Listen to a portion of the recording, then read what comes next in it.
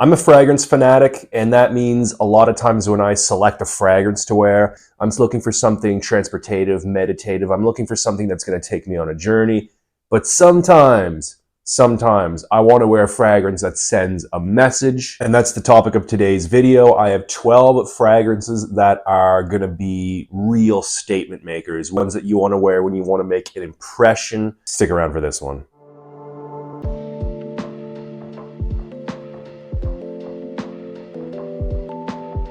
Hey guys, so today I have 12 fragrances for you that are perfect for making a statement, when you want to be noticed, when you want to be bold. Now, I just want to clear up some potential confusion.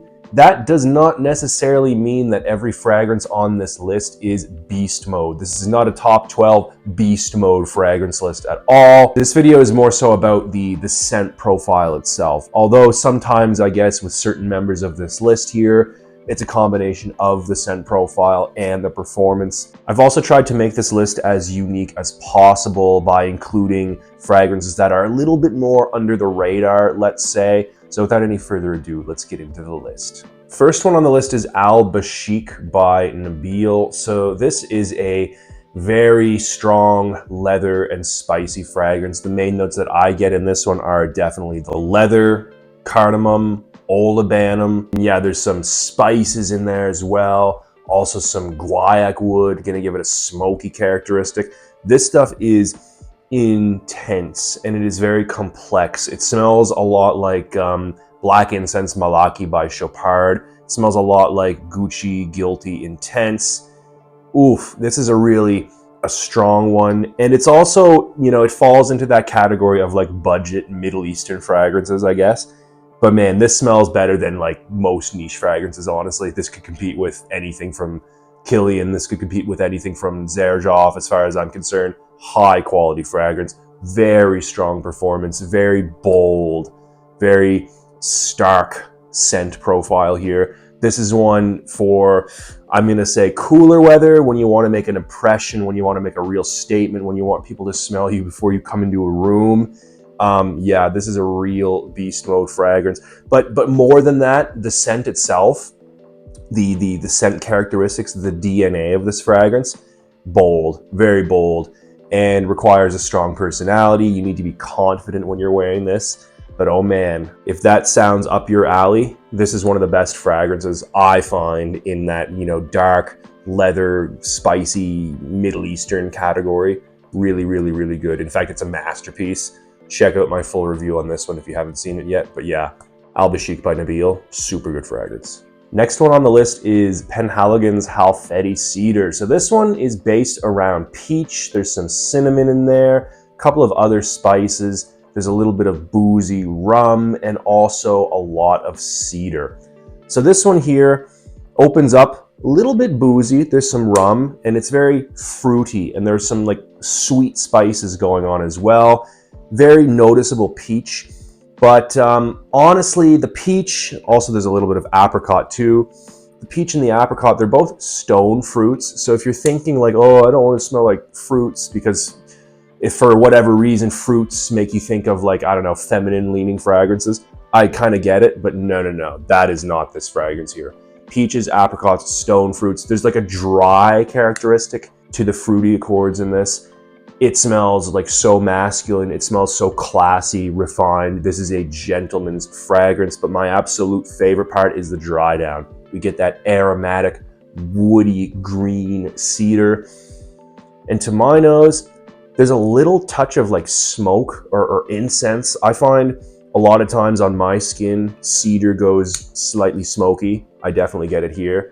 I don't want to say it's like a hidden gem, because a lot of people do know about this, but like it totally gets overshadowed by other members of the house here. Like for example, the original Halfeti. Also Halfeti leather seems to be a little bit more popular than this one, but I think from the house of Penhaligon's, this is a stunner. So good. If you want a gentlemanly, refined fragrance with an interesting mix of dry fruits and wood, ooh, it doesn't get much better than this, guys. Next on the list is Hugo Boss Bottled Elixir. This one here is all about cardamom. There's some labdanum, olibanum, and patchouli. So it smells a little bit like Dior Sauvage Elixir, yes, but it's more so, it's darker. I would say, you know, if they took Sauvage Elixir and made it into like a Middle Eastern fragrance, that would be this. I absolutely think this is an improvement actually over the Dior Sauvage Elixir. This one here has warm spices, there's cardamom, but there's also a sweetness. There's a slight bit of, I don't know, like maybe a bitter cocoa coming from the patchouli, I'm thinking. There's also a leathery kind of vanilla coming from the labdanum, and there's like a smoky, resinous incense thing coming from the olibanum. Wow, this is a really stunning fragrance. Honestly, I didn't think Hugo Boss was capable of making a fragrance of this caliber. I was so shocked in a pleasant way the first time I smelled this. I had to get myself a bottle. It's one of those absolutely one of the best designer fragrances of the past 10 years, in my opinion. Yeah, I'm not going to say anything more about this Hugo Boss Bottled Elixir. Got to try this one out, guys. Next one on the list is Laudano Nero by Tiziana Terenzi. This one here is all about the cognac, oak, labdanum, and incense. So yeah, very boozy in the opening. We get a very fruity booze accord that's coming from the cognac, very realistic cognac. This is an amazing opening. One of the better openings in all of perfumery as far as I'm concerned, especially in the boozy category.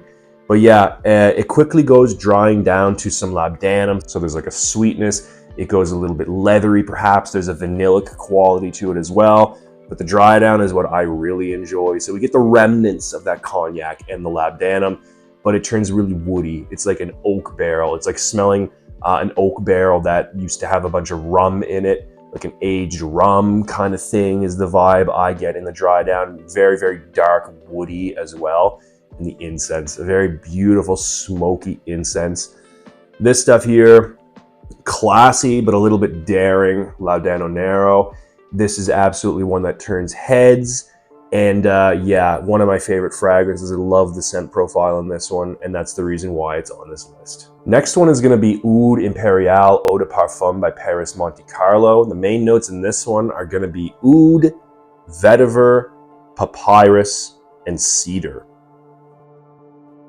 So medicinal oud is what I get in the opening. It's a very strong, very jarring opening, almost medicinal oud through and through. So it's very woody, very, very heavy vetiver. It's almost kind of like a burnt-ish vetiver. There's like maybe a smokiness here along with that greenness.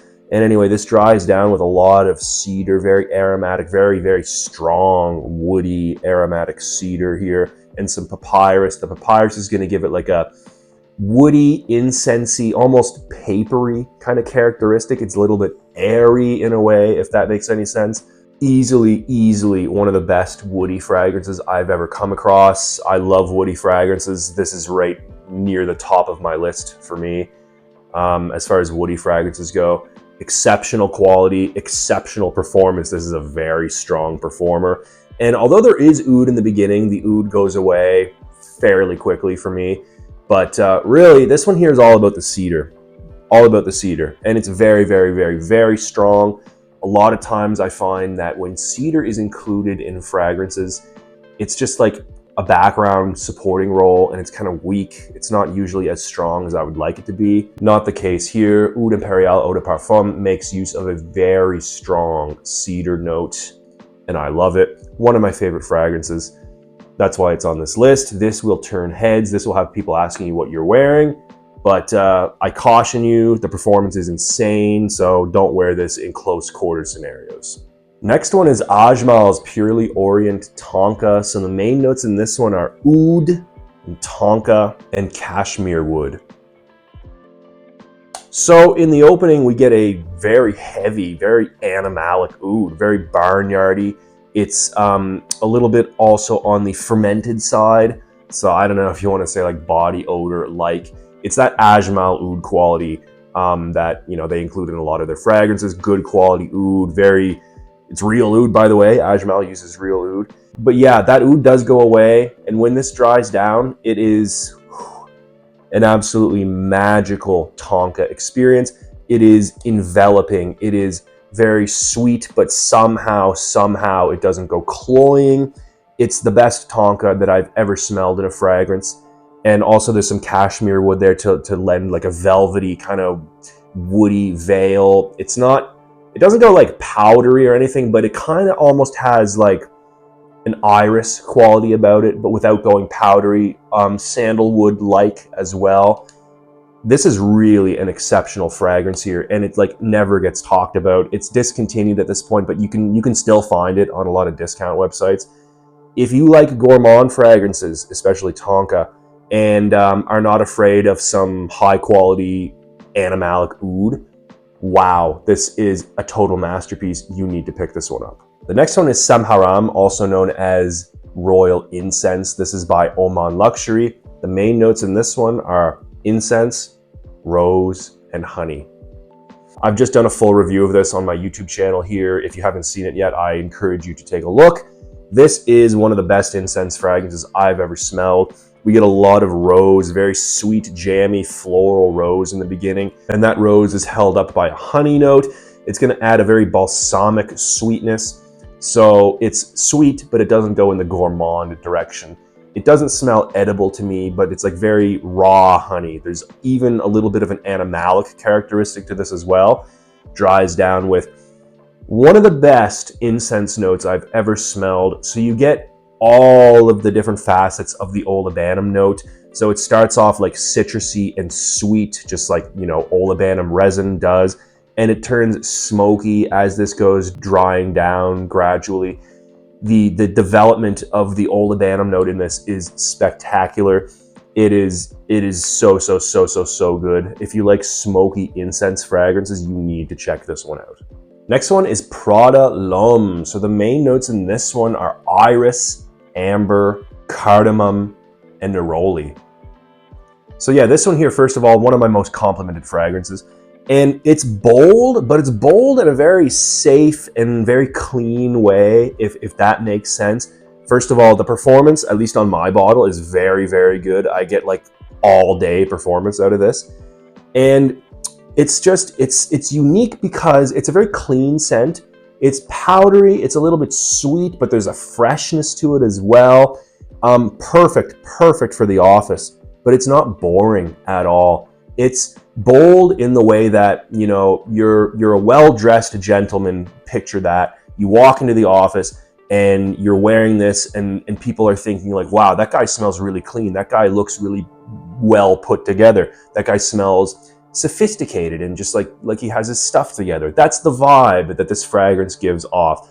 And like I said, there's nothing challenging. There's nothing offensive. There's nothing even overly complex about this scent.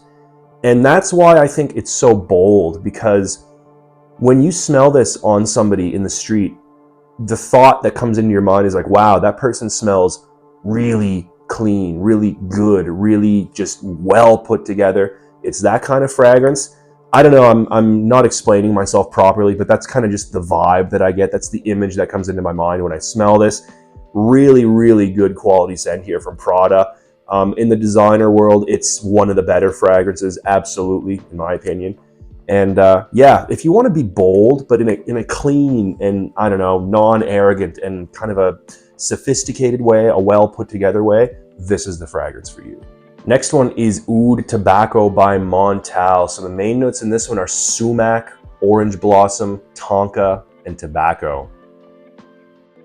Yeah, in the opening, a lot of sumac, which is a spice that kind of smells like lemon, to put it very simply. A lot of orange blossom, we get some soft, sweet, maybe almost vanillic, light, citrusy orange, a little bit of florals there in the background as well. There is some tobacco, there's a sweet tobacco in this, and tonka bean. The dry down is all about that very sweet tonka bean. Sweet fragrance here, very sweet fragrance here.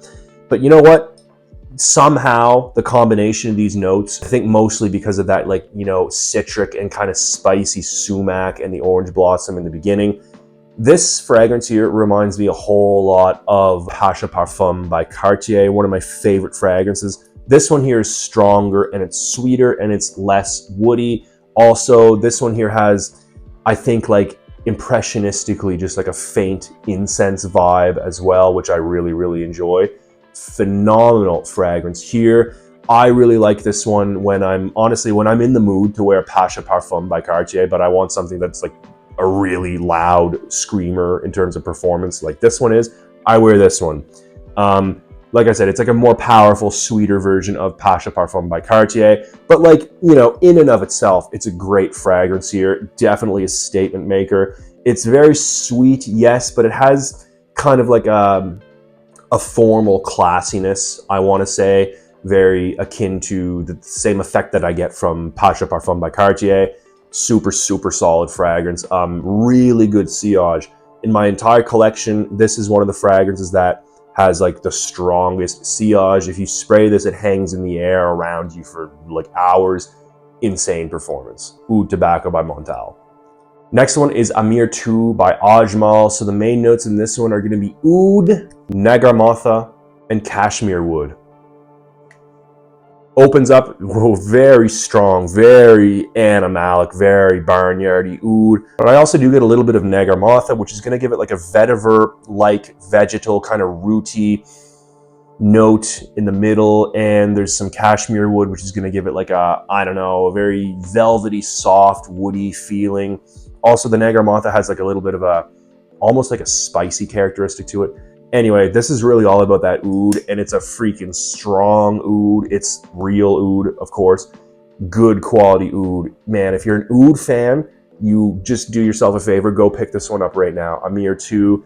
This stuff here, at least where I am, costs like 100 euros for a 50 milliliter bottle. The quality of this oud is out of this world. This is just as good as any Frederic Malle fragrance. This is just as good as any Xerjoff, you know, Tiziana Terenzi. Name your Western niche house. If this was marketed by a Western niche house, you would be paying hundreds and hundreds and hundreds of dollars. But, you know, you don't need to do that when Amir 2 exists.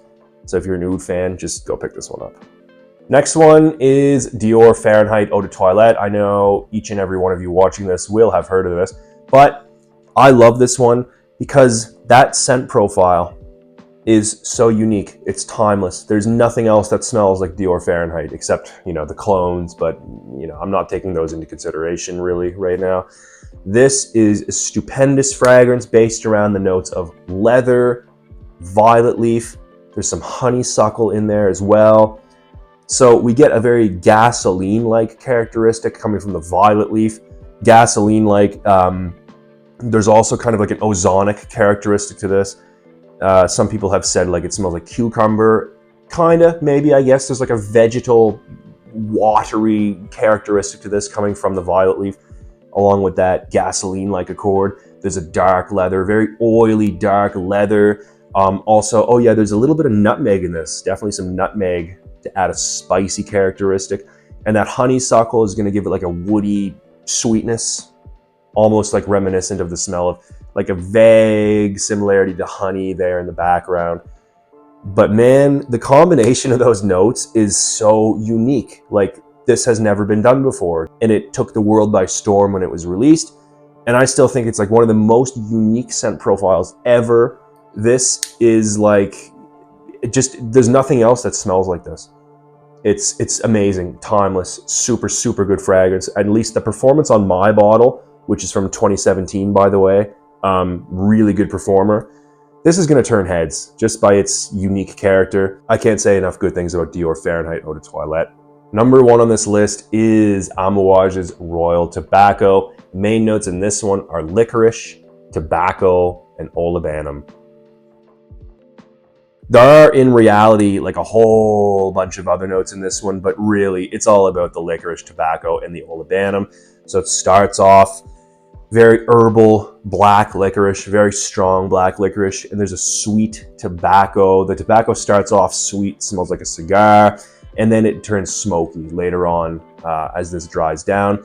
And in the bottom, there's a lot of olibanum, so smoky incense, although it reminds me of like bakhur, which is burnt wood mixed with incense. And so we get that incense, like the typically ecclesiastical type of incense, but it's mixed with like a burnt wood character in this, like I said, like bakhur. Really amazing, really, really amazing. Now, I do detect the tobacco in this and I like it, but to me, this is all about the licorice. This is a licorice-based fragrance through and through. It's one of my absolute favorite licorice-based fragrances. It's a total masterpiece. The complexity of this is insane. The quality is insane. There's also, I didn't mention this in like the note breakdown just now, but there's like a bergamot mixed with amber in the beginning of this. The combination of that citrus, fresh, zingy bergamot with that sweet vanillic amber. Oh my God, the combination is just mind-blowingly stupendous. It's amazing. Everything about this is amazing. The scent profile, so good. It's bold. It is unique smelling. When you wear this, people will be asking you like, what are you wearing? I want to get myself a bottle of that until they see the price, at least. But yeah, it's one of those fragrances. It's complex. It's a little bit challenging, especially for, you know, fragrance users with a little bit less experience, let's say.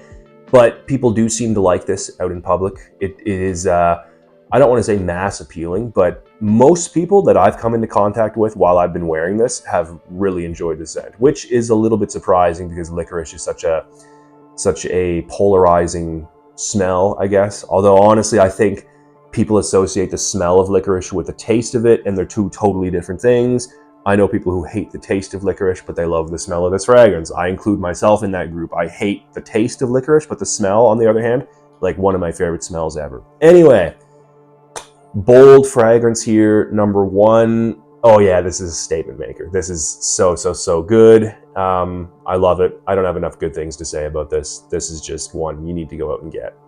Anyway, guys, so that's my list of 12 statement-making, bold fragrances. This was like one of the most difficult list videos I've ever made because honestly, there are like a ton of other fragrances I wanted to include, but I had to limit it to 12. If not, I would be here all day long, you know, making a video. So yeah, these are the 12 that I've selected. I hope you enjoy. What are some of your bold statement makers that you wear when you want to just, you know, make a statement? Anyway, guys, let's get the conversation going down in the comments, eh? I'm going to take off for now, but until next time, keep it real.